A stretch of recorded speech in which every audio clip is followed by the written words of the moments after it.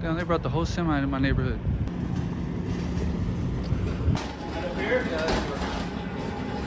Alright guys, we officially received the motor for the 2016 Infiniti Q50 that I have a video on and a couple videos before this, but what we're going to be doing today is swapping all these components over to the new car, and the transmission along with everything you see on that.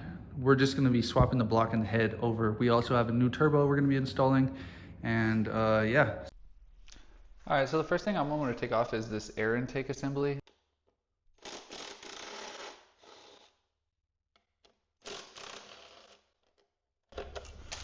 Alright, once you got that off, just go ahead and put your hardware back because we're not going to need it right now. There's one on this side.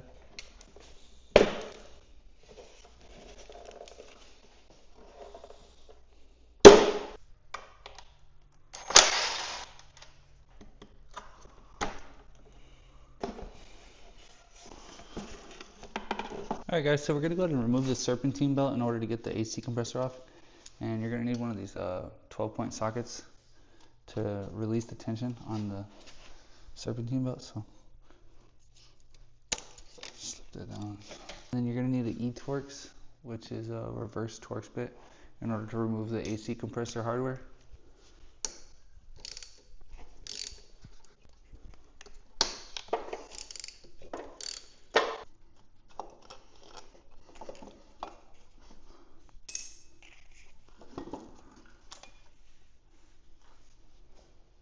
A little plastic clip in the side of the engine mount.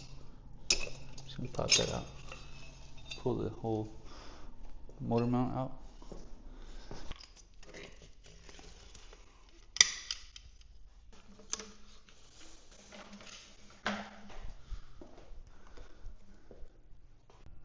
What we're gonna pull off here next are all the tensioner pulleys.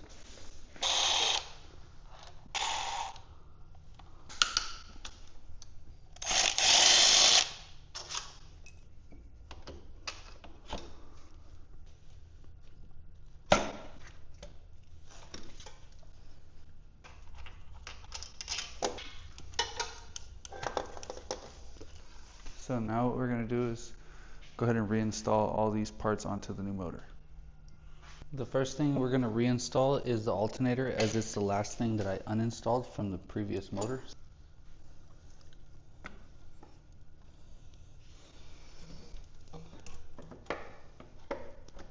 Okay, well, damn, I came back and I forgot to hit record, but I installed the alternator. When you're installing this tensioner pulley, you got to make sure this nipple goes into this cutout here.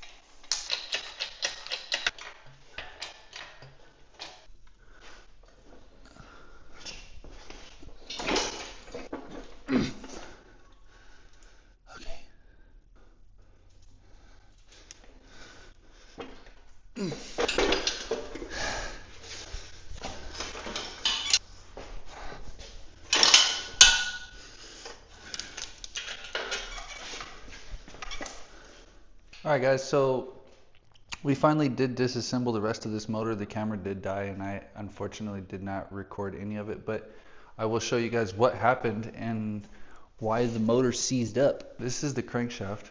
I don't know if you guys can tell, but as you can see, that's the rod bearing right there. And that's one of the crankshaft bearings on that second one. As you can see, Every single rod bearing was spun. And it basically welded itself to the crankshaft, seizing and stopping all the rods from moving and actuating like they're supposed to in a normal function of a motor. So we had to remove the entire crankshaft in order to remove the torque converter to put it on the new setup, which is over here. And yeah, so we're gonna be installing the torque converter to the transmission. And this thing is heavy.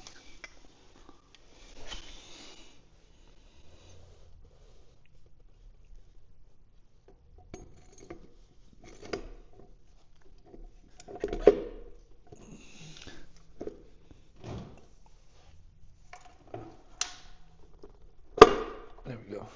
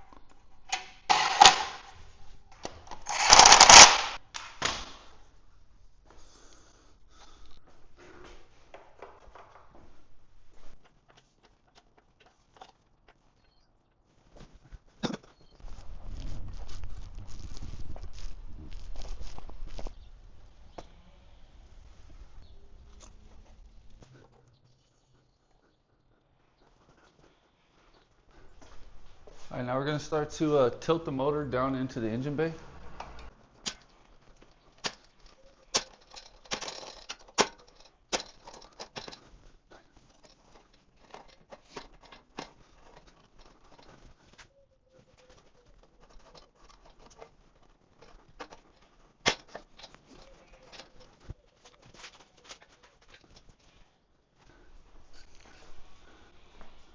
What we're trying to do is angle this transmission so it goes down into the transmission tunnel, and then we'll slowly work the engine down into the bay.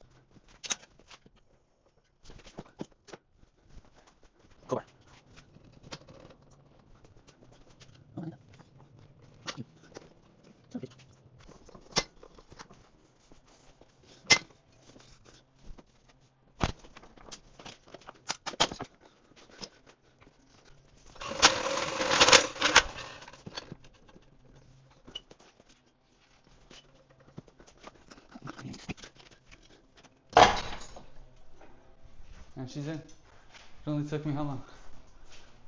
42 minutes. Wait, it's done? It's in. You said bolt it? I have to bolt it in. There's 2 bolts. And then I gotta put the transmission brace on, and then we're done. Fluids?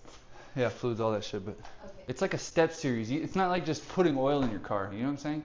You have to fill it, run it up to temperature, and then open it, see if it drains out. Cause there's no dipstick. It's a sealed transmission, so you fill it from one end, and then there's a bolt that you take off, and once it's filled, it'll start spilling out of there, and then you put that bolt back in, and that's how you know it's filled.